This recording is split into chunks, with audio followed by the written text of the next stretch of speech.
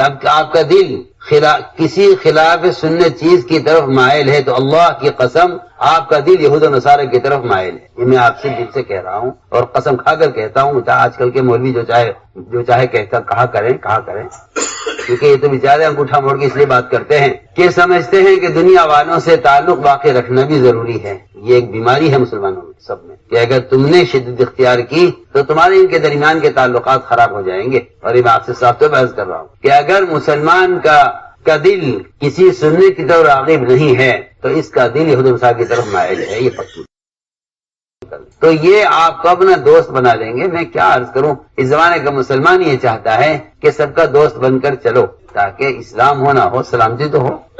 سمجھ میں کیا اسلام ہو یا نہ ہو سلامتی تو ہو, امن ہو یا ایمان ہو یا نہ ہو امن تو ہو. کسی الٹی سوچ. حالانکہ ایمان کے بغیر امن نہیں, اسلام کے بغیر سلامتی نہیں. اور آپ اس چکر میں ہیں کہ ان سے دوستی کرو تاکہ اسلام نہ ہو کم سے کم سلامتی تو ہو, اور ایمان نہ ہو تو امن تو ہو. حالانکہ قرآن یہ کہتا ہے کہ ایمان اور ہدایت کا وعدہ, امن اور ہدایت کا وعدہ صرف ان لوگوں سے ہے جن کے اسلام میں کفر کی آمیزش نہیں ہوگی. بسم اللہ الرحمن الرحیم. زیر سماعت آنے والے ذرنی اقوال حضرت کی مولانا سعد صاحب دامت برکاتہم کے بیان سے منتخب شدہ ہیں. ان ذرنی اقوال کو پوری امت تک پہنچانے میں ہمارے ساتھ معاونت فرمائیں. ساتھ ہی اپنی دعاؤں میں پوری امت کو ضرور یاد رکھیں. جزاکم اللہ احسن الجزاء. میرے بزرگوں, دوستوں, عزیزوں, اللہ رب العزت کی ذات عالی سے فائدے اٹھانے کے دو راستے ہیں. اللہ رب العزت کی ذات عالی سے فائدے اٹھانے کے دو راستے ہیں. ایک راستہ بہت مشہور ہے, معروف ہے, مسلمان ہو یا غیر مسلم ہو وہ اس راستے کو تھامے ہوئے ہیں. وہ ہے اسباب اور کائنات اور شکلوں کے ذریعے اللہ کی قدرت سے فائدہ اٹھانا. اسی کی آواز ہے, اسی پر یقین ہے, اسی کی دعوت دی جا رہی ہے, اسی کی کوشش میں سب لگے ہوئے ہیں. یہ راستہ اغیار کا راستہ تھا. انبیاء علیہ السلام اس راستے کے مقابلے میں آئے تھے. اس راستے کو ہم راستہ سمجھتے ہیں اللہ کی ذات سے فائدہ اٹھانے کا. انبیاء علیہ السلام اس کے خلاف بھیجے گئے تھے. انبیاء علیہ السلام نے آ کر تاجروں سے کہا, قوم شعیب سے, کہ قدرت سے استفادے کا راستہ یہ نہیں ہے. قوم سبا سے کہا گیا کہ اللہ کی ذات سے فائدہ اٹھانے کا راستہ باغات نہیں ہے. قوم سمود سے کہا گیا کہ اللہ کی ذات سے فائدہ اٹھانے کا راستہ صنعتیں نہیں ہیں. فرعون, حامان, شداد سے کہا گیا کہ اللہ کی ذات سے فائدہ اٹھانے کا راستہ یہ بادشاہت, ملوکیت اور سیاست نہیں ہے. ساری قومیں ان شکلوں کو اللہ کی ذات سے فائدہ اٹھانے کا راستہ یقین کرتی تھی. یہی وجہ ان قوموں کا نبیوں سے مقابلہ کرنے کا تھا, یہی سبب تھا. میں بہت اہم بات کر رہا ہوں. یہ راستہ مسلمانوں میں غیر مسلموں میں معروف ہے, مشترک ہے, عام ہے. دوسرا راستہ اللہ نے قرآن میں جگہ جگہ بیان کیا ہے کہ اللہ کی ذات عالی سے براہ راست فائدے اٹھانے کے لیے اس کے احکام ہیں. اس کے احکام ہیں. ہر نماز پڑھنے والا, نفل پڑھ رہا ہو یا فرض, واجب پڑھ رہا ہو یا سنت, اس کو پہلے کہنا پڑتا ہے ایاک نعبد و ایاک نستعین. اے اللہ, تیری عبادت کے علاوہ, تیری عبادت کے سوا کوئی ذریعہ تجھ سے استعانت کا نہیں ہے. جس طرح ہم نے تجھے خالص کیا ہے عبادت میں, اس طرح ہم تجھے خالص کرتے ہیں تیری ذات سے فائدہ اٹھانے میں. یہاں آ کر لوگ بیچارے اس غلط فہمی کا شکار ہو جاتے ہیں کہ اس کا مطلب یہ ہوا کہ اسباب ترک کر دینے چاہیے, اسباب ترک کر دینے. حالانکہ اس بات کو جاننا چاہیے کہ مومن اور مشرک ان دونوں کے اسباب اختیار کرنے کا فرق جو ہے وہ سبب کا فرق نہیں ہے, وہ اس سبب میں جو احکام ہیں ان احکام کا فرق ہے. احکام کا فرق ہے. مشرک کے پاس وہی سبب ہے جو مومن کے پاس ہے. اگر شکل کے اعتبار سے مسلمان غیر مسلم مشترک ہو گئے تو پھر اللہ تعالیٰ یا تو مسلمان کو نعوذ باللہ مال دے کر ناکام کریں گے یا مسلمان کو مال نہ دے کر کامیاب کریں گے. لیکن مسلمان اگر اس کوشش میں ہے کہ میں غیروں کی طرح اسباب بنا کر ان کی طرح میں کامیاب ہو جاؤں تو اللہ جن مسلمانوں کے ساتھ خیر ارادہ کریں گے انہیں ان اسباب کے ذریعے سے کامیاب ہونے نہیں دیں گے. یہاں تک ان کی عمریں گزر جائیں گی, ان کو وہ راستے, وہ اسباب اور وہ مال حاصل ہوگا نہیں جو مال غیروں کو حاصل ہو رہا ہے. اور یہ تمنا کریں گے, کوششیں کریں گے. اللہ اکبر سماتے تھے مسلمان یہاں تک پہنچ جائے گا کہ پھر وہ ان کے راستے سے کامیاب ہونے کے لیے ان کا مذہب اختیار کرے.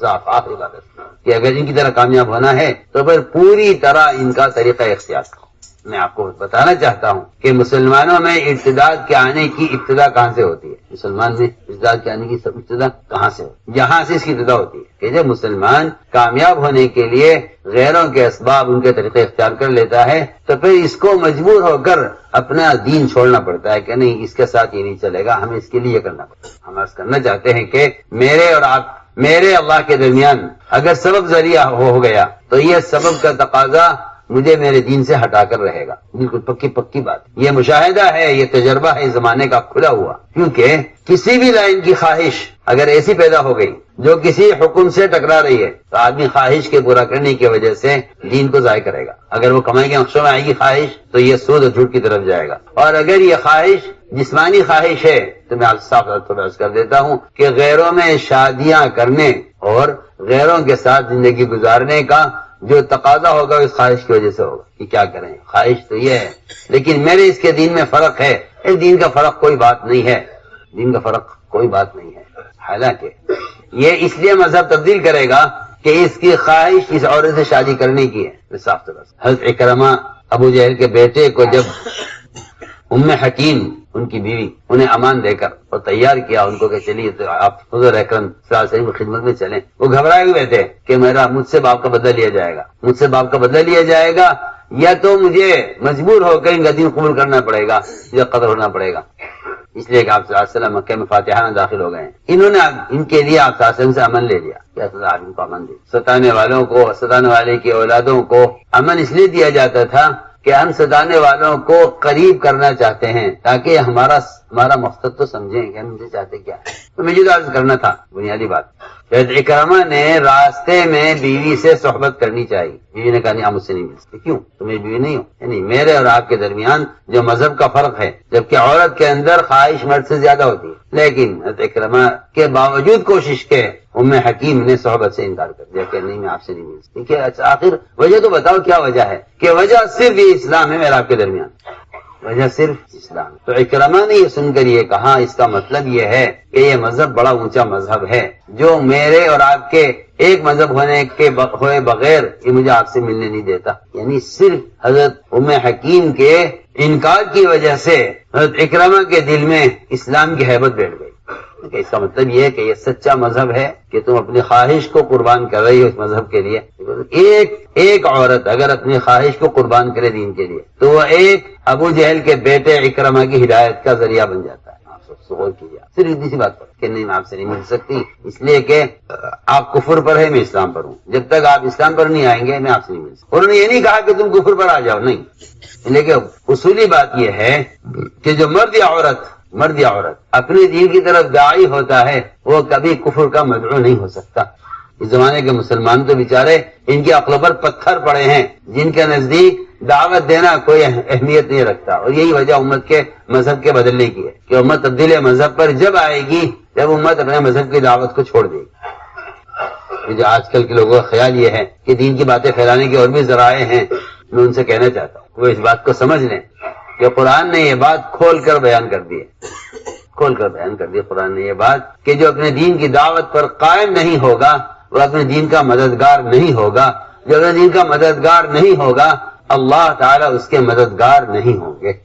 اللہ اس کے مددگار، اللہ نے شرط لگائی قرآن میں تو عرض کر رہا تھا کہ تبدیل مذہب کیوں آسان ہو گئی؟ تبدیل مذہب جب آسان ہو جاتی ہے جب اس کے اللہ کے درمیان اسباب اور شکلیں ذریعہ بن جاتی ہیں، پھر یہ ہر شکل کو ایک اگر اختیار کرتا ہے کہ کامیابی اس سے حاصل ہو جائے گی۔ مجھے یہ بات سمجھانی تھی اور میں نے عرض کیا تھا کہ دو راستے ہیں خدا سے فائدہ اٹھانے کے، ایک راستہ ہے برائے کائنات، اور اللہ تعالیٰ کائنات کے ذریعے اپنی ذات سے فائدہ اٹھانے والوں کو اللہ تعالیٰ خوب بھر کر دیں گے۔ یہ نہیں کہ ان کو کچھ ملے گا، نہیں، ایسا نہیں۔ جو اللہ کی ذات سے فائدہ اٹھائیں گے کائنات کے ذریعے اللہ تعالیٰ ان کو خوب دیں گے، تو ایک میں نے عرض کیا ہے ایک راستہ یہ ہے قدرت سے استفادہ کائنات کے ذریعے، اس راستے پر ساری قومیں چل رہی ہیں۔ انبیاء نے آ کر یہ فرمایا اور انبیاء نے آ کر یہ سمجھایا کہ اللہ کی ذات عالی سے فائدہ اٹھانے کے لیے کائنات ذریعہ نہیں ہے، اللہ کی ذات سے فائدہ اٹھانے کے لیے کائنات ذریعہ نہیں ہے۔ کیوں؟ اس لیے کہ کائنات کے نظام میں تغیر بہت ہے، آپ جو بھی سب اٹھا کر دیکھ لیجیے، آسمان سے لے کر زمین تک ہر سبب میں آپ کو تغیر ملے گا. سورج ہے روشنی نہیں ہے، بادل ہیں بارش نہیں ہے، زمینیں ہیں غلہ نہیں ہے، حکومتیں ہیں عزت اور غلبہ نہیں ہے، ہتھیار ہیں حفاظت نہیں ہے، دوائیں ہیں شفا نہیں ہے، عورتیں ہیں اولاد نہیں ہے، دکانیں ہیں آمدنی نہیں ہے. آپ سارا اٹھا کے دیکھ لیجیے نظام. اگر ایک خدا کی قسم ایک وعدہ اللہ نے کہیں کیا ہوتا سبب پر تو دنیا کا کوئی شخص اپنے اسباب میں ناکام نہ ہوتا. اگر ایک مرتبہ کہیں اللہ نے وعدہ کیا ہوتا، ایک مرتبہ. اللہ 100 بار وعدے کریں، ایک بار وعدے کریں برابر ہے. ایک جگہ کہیں ثابت کر دے کوئی کہ اس شکل پر یہ وعدہ ہے. اگر قرآن حدیث میں کہیں کسی سبب پر اللہ کی طرف سے ایک مرتبہ وعدہ ہوتا، میں اللہ کی قسم کھا کر کہتا ہوں دنیا میں کوئی آدمی اپنے سبب میں ناکام نہ ہوتا، 100% لوگ کامیاب ہوتے. آپ جن تاجروں کو بڑی بڑی دکانوں پر بیٹھا ہوا دیکھتے ہیں، آپ جا کر ان کا حال پوچھیے، ان پر قرضہ ان کی دکان کی قیمت اور ان کی دکان کے مال سے زیادہ ہے. آپ جا کے دیکھیں، آپ کو خون کے آنسو روتے ملیں گے. بظاہر ان کی شکل آپ کو بہت اچھی لگ رہی ہے، آپ تمنا کریں گے کاش میں اس کی طرح ہوتا. اگر حال جا کے معلوم کرو گے تو پناہ مانگو گے کہ اللہ بچائے. ہاں بالکل، تم سے صاف صاف. یہ میں اور آپ سب اس دھوکے میں پڑے ہوئے ہیں کہ دنیا دارالاسباب ہے، یہاں سے کے بغیر کام نہیں چلے. ہم اس کو آپ کو سب کو یہ دھوکہ لگا ہے. اور اگر ہمیں اس میں انشرا ہے تو ہمارا انشرا کفر کے مزاج سے ملتا ہے. صاف صاف آپ سے آپ بات کا انکار اس لیے کریں گے کہ جس چیز سے طبیعت مانوس ہو جاتی ہے اس کے خلاف سننا پسند نہیں کرتی، چاہے وہ کفر ہو، چاہے وہ شکلوں کا یقین ہو، چاہے وہ رواجی طریقے ہوں، چاہے وہ گناہ کیوں نہ ہو. جس چیز سے آپ کی طبیعت مانوس ہو جاتی ہے اس کے خلاف سننا پسند نہیں کرتی. اور میں آپ سے حقیقت عرض کر رہا ہوں. کیوں؟ میں نے ایک بات عرض کی ہے کہ کائنات کے نظام میں تغیر ہے. کائنات کے نظام میں تغیر ہے. جس چیز میں تغیر ہے وہ چیز ضابطہ نہیں ہو سکتی. اس چیز میں وہ ضابطہ، اس لیے دین ضابطہ ہے، دنیا ضابطہ نہیں. اگر آپ کہیں کائنات اللہ کا ضابطہ ہے تو آپ کا خیال بالکل غلط ہے. کائنات ضابطہ مول صاحب، جو آدمی کائنات کو ضابطہ سمجھے گا وہ دین سے پیٹ پھیر لے گا. وہ دین سے جو کائنات کو ضابطہ سمجھے، کائنات ضابطہ نہیں. کیوں کائنات ضابطہ نہیں ہے؟ اس لیے کہ ضابطے میں تغیر نہیں ہے، کائنات میں تغیر ہے. میں عرض کر چکا ہوں آپ کہ آسمان سے لے کر زمین تک ہر شکل میں تغیر ہے. ہر شکل میں ہر شکل میں تغیر ہے. ہر شکل میں تغیر ہے. ملائکہ میں بھی تغیر ہے. ملائکہ میں بھی تغیر ہے. اس لیے ملائکہ بھی اللہ کی ذات سے فائدہ اٹھانے کا ذریعہ نہیں ہے. سنیے تو سی میں کیا کہہ رہا ہے. جب ملائکہ اتنی قوی اور اللہ کی مقرب مخلوق ہے اور وہ اللہ کی ذات سے فائدہ اٹھانے کا ذریعہ نہیں ہے تو آپ ملائکہ کے مقابلے میں کون سی شکل ایسی لائیں گے جس کے بارے میں آپ کہتے ہیں کہ ہاں یہ سبب تو ہو سکتا ہے اللہ کی ذات فائدہ. وہ تو اللہ تعالیٰ کی ذات عالی سے فائدہ اٹھانے کا ذریعہ اس کا دین ہے. اس لیے ملائکہ ایمان والوں کے غلام ہیں جو اللہ تعالیٰ سے خود تقاضا کرتے ہیں اپنے فلاں بندے کی مدد کے لیے مجھے بھیج. سمجھا میری بات؟ اگر تم ضابطے پر آؤ تو ملائکہ تمہارے غلام ہیں، اور اگر ہمارے ضابطے سے ہٹ جاؤ تو پھر تم ہمارا انکار کرنے والوں کے غلام بن کے رہو گے. میں بہت ضروری بات ہے. اگر تم ضابطے پر آ جاؤ تو اللہ کی سب سے مقرر مخلوق تمہاری غلام ہے ملائکہ. اور اگر تم ظاہر ضابطے سے ہٹو گے تو دنیا میں جو سب سے کمینی مخلوق ہے کفار، تمہیں ان کا غلام بن کر چلنا پڑے گا. یہ دو راستے ہیں. یہ دو راستے، ایک راستہ شکلوں کا ہے، ایک راستہ حکموں کا ہے. اگر تم حکم کا راستہ اختیار کر لو تو پھر اللہ کی سب سے زیادہ مقرب مخلوق اللہ کی ملائکہ، اور سب سے قوی مخلوق وہ تمہاری غلام ہے. اور فرشتہ خود کہہ رہا ہے کہ میں 7ویں آسمان کا آخری آسمان کا فرشتہ ہوں اور میں ہر اس شخص کا غلام ہوں جو اللہ کو بے چین ہو کر پکارے، جو اللہ کو پکارے میں اس کا غلام ہوں. تو میں نے ایک راستہ آپ کو سامنے کھولا ہے. آپ کہتے ہیں سبب ضابطہ ہے، ہم کہتے ہیں سبب ضابطہ نہیں، دین ضابطہ ہے. سبب ضابطہ نہیں ہے، دین ضابطہ ہے. کیونکہ اللہ تعالیٰ نے فرما دیا قرآن میں لا تبدیل لخلق اللہ ذالک الدین القیم ولکن اکثر الناس لا یعلمون، کہ اللہ کے ضابطے میں کوئی تبدیلی نہیں ہے. لا تبدیل لخلق اللہ ذالک الدین القیم، یہ ہے دین، لیکن اکثر لوگ نہیں جانتے. اکثر لوگ اس کو نہیں جانتے. معلوم ہو گیا کہ دنیا ضابطہ نہیں بلکہ دین ضابطہ ہے. یہ ایک بات معلوم ہے کہ دنیا ضابطہ نہیں، دنیا ضابطہ بھی نہیں ہے، اور کائنات کی کسی شکل میں کوئی قدرت بھی نہیں ہے. کسی شکل میں کوئی قدرت اللہ کی ذات میں ہے. ملائکہ میں قدرت نہیں ہے، نہ ملائکہ میں قدرت ہے، نہ انبیاء میں قدرت ہے، نہ اولیاء میں قدرت ہے. کسی میں قدرت نہیں ہے. قدرت اللہ کی ذات میں ہے.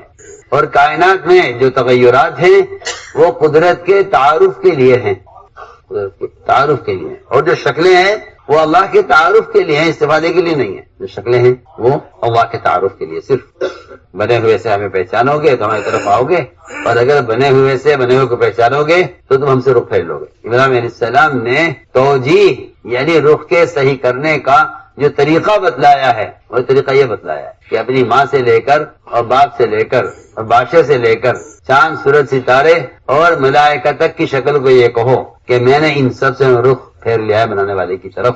یہ ہے توجیہ، یہ ہے توجیہ. احناف کے یہاں نماز سے پہلے ہے، شوافی کے یہاں نماز کے اندر داخل. احناف کے یہاں نماز سے پہلے ہے یہ توجیہ کہ آپ ہر نماز سے پہلے کہیں اللہ سے کہ اللہ میں نے ہر بنے ہوئے سے رخ بنانے والے کی طرف پھیر لیا. یہ توجیہ احناف کے یہاں نماز سے پہلے ہے، تکبیر تحریمہ سے پہلے ہے. شوافی کے یہاں تکبیر تحریمہ کے بعد ہے. کہ تمہاری عبادت میں اس وقت تک تمہاری عبادت کا رخ صحیح نہیں ہوگا. قبلے کی طرف منہ کرنا یہ توجیہ نہیں ہے. قبلے کی طرف منہ کرنا توجیہ نہیں. قبلے کی طرف منہ کرنا رخ کا صحیح ہونا نہیں ہے. توجیہ بدن کے رخ کے صحیح ہونے کو نہیں کہتے. توجیہ بدن کے رخ کے صحیح ہونے کو نہیں کہتے. توجیہ دل کے رخ کے صحیح ہونے کو کہتے. اگر آپ کا دل کسی خلاف سنت چیز کی طرف مائل ہے تو اللہ کی قسم آپ کا دل یہود و نصارہ کی طرف مائل ہے. یہ میں آپ سے دل سے کہہ رہا ہوں اور قسم کھا کر کہتا ہوں. آج کل کے مولوی جو چاہے کہا کریں کیونکہ یہ تو بیچارے انگوٹھا موڑ کے اس لیے بات کرتے ہیں کہ سمجھتے ہیں کہ دنیا والوں سے تعلق باقی رکھنا بھی ضروری ہے. یہ ایک بیماری ہے مسلمانوں میں سب میں کہ اگر تم نے شدت اختیار کی تو تمہارے ان کے درمیان کے تعلقات خراب ہو جائیں گے. اور یہ میں آپ سے صاف طور پر عرض کر رہا ہوں کہ اگر مسلمان کا دل کسی سننے کی طرف راغب نہیں ہے تو اس کا دل یہود و نصارہ کی طرف مائل ہے. یہ پکی بات ہے. قرآن نے صاف کہہ دیا ہے لن ترضى عنك اليهود والنصارى حتى تتبع ملتهم. ملت کسے کہتے ہیں؟ نماز پڑھنے کو، زکات دینے کو. آپ نے اسلام کو فرائض کے ساتھ اتنا تنگ کر دیا، محدود کر دیا کہ اس نے آپ کو معاشرے میں آزاد کر دیا ہے. آپ جیسے چاہیں کپڑے پہنے، آپ جیسی چاہے شکل بنائیں، آپ مسلمان ہیں. مجھے تو حیرت ہے کہ کون سا ایمان، کون سا اسلام چاہتا ہے مسلمان. اور قرآن نے صاحب کہہ دیا کہ قیامت آ جائے گی، یہود و نصارہ کسی اور طریقے سے راضی نہیں ہوں گے سوائے اپنے طریقے کے. آج بھی یہی بات قرآن نے ملا کہہ دیا قیامت تک لن ترضى عنك اليهود والنصارى حتى تتبع ملتهم. کہ یہ اس وقت تک نہیں چین سے بیٹھیں گے جب تک آپ ان کے طریقے کا اتباع نہ کر لیں. اور مسلمان اس میں ہے کہ ہاں ٹھیک ہے، اتنا دین اختیار کرو، جتنے دین پر تم دنیا والوں کے ساتھ چل سکو اتنا دین اختیار کرو. یہ زمانے کے مسلمانوں کا خیال ہے. کیا میں عرض کروں، کفار نے حضور اکرم صلی اللہ علیہ وسلم کو حجر اسود کے بوسے کا اہتمام کرتے ہوئے دیکھا کہ آپ حجر اسود کے بوسے کا اہتمام کرو، ہر چکر میں آپ بوسہ لیں. انہیں خیال ہی آیا کہ اگر ان کو اس سے روکا جائے اور ان کو اس سے روک کر اپنا کوئی مطالبہ کیا جائے اور یہ ہمارے مطالبے کو اگر پورا کر دیں، تو یہ ہماری سب سے بڑی کامیابی ہو. میری بات توجہ سنیں. حالانکہ کا بوسہ لینے نہ فرض ہے نہ واجب ہے. بعد والوں نے تو یہ صاف کہہ دیا کہ ہم تیرا بوسہ نہیں لے سکتے اگر تو ایک پتھر کی حیثیت رکھتا ہے، لیکن صرف اس لیے لیتے ہیں کہ اللہ کے رسول نے تیرا بوسہ لیا ہے اس لیے لیتے، اور کوئی وجہ نہیں. تو ہمارے کوئی پتھر ہے نہ نفع نقصان ہے. اگر اللہ کے رسول نے تو یہ بوسہ نہ دیا ہوتا تو ہم بھی تیرا بوسہ نہ لیتے، ہم تو صرف اس لیے لیتے ہیں. مشرکین نے یہ دیکھا کہ آپ کو اس کا بوسہ پسند ہے، انہوں نے آپ کو اس سے آپ کو روکا. میں عرض کرنا چاہتا ہوں آپ کو کفر نماز سے، حج سے، روزے سے، زکات سے نہیں روکا. اس زمانے میں جو کفر ہے وہ آپ کو سنتوں سے روکے گا اور آپ ایسے جاہل اور نالائق نکلیں گے کہ آپ یہ کہیں گے کہ یہ تو کوئی فرض نہیں ہے، اس کے چھوڑنے میں کیا حرج. آپ کا خیال یہ کوئی فرض نہیں، واجب نہیں، روک دے کیا بات. نماز تو پڑھ رہے ہیں، روزہ تو رکھتے ہیں. چنانچہ مشرکین نے کہا کہ آپ اگر بوسہ لیں گے عزت کا، ہم آپ کو بوسہ نہیں لینے دیں گے. ہماری ایک شرط ہے. کیا شرط ہے بتاؤ؟ کہ ہماری شرط یہ ہے کہ ہم آپ کو حجر اسود کا بوسہ اور اس پر لینے دیں گے کہ آپ طواف کرتے ہوئے جو ہمارے بت رکھے ہوئے ہیں بیت اللہ میں، ان کے آگے سے جھکتے ہوئے جائیں. کچھ نہیں، آپ دل سے نہ جھکنا صحیح، آپ ذرا تو اشارہ کر دیں. آج کل کا مسلمان کہتا ہے کیا بات ہے، دل تو میرا مطمئن ہے، دل تو میرا مطمئن ہے ایمان کے ساتھ. اگر میں اتنا سا ان کا مطالبہ پورا کر دیتا ہوں تو اس سے کیا فرق پڑتا ہے. ہمیں آپ سے بہت اہم بات کیا ہے. اگر دل مطمئن ہے ایمان کے ساتھ اور سر سے اشارہ کر دیا جائے ذرا تو کیا ہے. آپ صلی اللہ علیہ وسلم سے مطالبہ کیا گیا، آپ کو ایک خیال ہلکا سا آ کر گزر گیا، آپ نے اس کو پکایا، نہ اس کا ارادہ کیا، نہ اس کو سوچا. ایک لمحے کے لیے خیال آ کر گزر گیا کہ اگر بغیر دل کے ارادے کے صرف سر سے اشارہ کر دیا جائے اور یہ اس پر مجھے اس کا بوسہ لینے دیں. اللہ نے فرمایا کہ اگر آپ تھوڑا سا بھی ان کے مطالبے کی طرف صرف دکھلانے کے لیے بھی جھک جاتے، دل سے نہیں، ظاہری طور پر اگر ذرا سے بھی آپ ان کے جھک جاتے، ہم آپ کو دگنا عذاب دنیا میں دیتے، دگنا عذاب آخرت میں دیتے. اور اگر آپ ان کی بات کی ذرا سی بات ان کی قبول کر لیں، اگر آپ ذرا سی ان کی بات قبول کر لیں تو یہ آپ کو اپنا دوست بنا لیں گے۔ میں کیا عرض کروں، اس زمانے کا مسلمان یہ چاہتا ہے کہ سب کا دوست بن کر چلو تاکہ اسلام ہو نہ ہو سلامتی تو ہو۔ سمجھ میں کیا اسلام ہو یا نہ ہو سلامتی تو ہو، امن ہو یا ایمان ہو یا نہ ہو امن تو ہو۔ کسی الٹی سوچ، حالانکہ ایمان کے بغیر امن نہیں، اسلام کے بغیر سلامتی نہیں، اور آپ اس چکر میں ہیں کہ ان سے دوستی کرو تاکہ اسلام نہ ہو کم سے کم سلامتی تو ہو، اور ایمان نہ ہو تو امن تو ہو۔ حالانکہ قرآن یہ کہتا ہے کہ ایمان اور ہدایت کا وعدہ، امن اور ہدایت کا وعدہ صرف ان لوگوں سے ہے جن کے اسلام میں کفر کی آمیزش نہیں ہوگی۔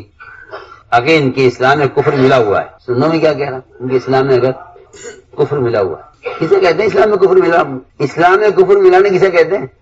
آپ یہ ذہن سے نکال دیجئے کہ آپ اللہ کو سجدہ کریں یا کسی بت کو سجدہ کریں، یہ کفر کے اندر اسلام میں کفر کو ملانا ہے۔ بالکل میں قسم کھا کر کہتا ہوں، اگر آپ کی زندگی خلاف سنت ہے تو کفر کی آمیزش آپ کے ایمان میں ہے، سیدھی سیدھی۔ اگر آپ کے طریقوں میں اور آپ کی ضروریات میں سنت کے اتباع نہیں ہے، اور آپ کے لباس اور آپ کی شکل سنت کے مطابق نہیں ہے، تو آپ کے اسلام میں کفر کی آمیزش ہے، کفر ملا ہوا ہے آپ کے اسلام میں، سیدھی بات۔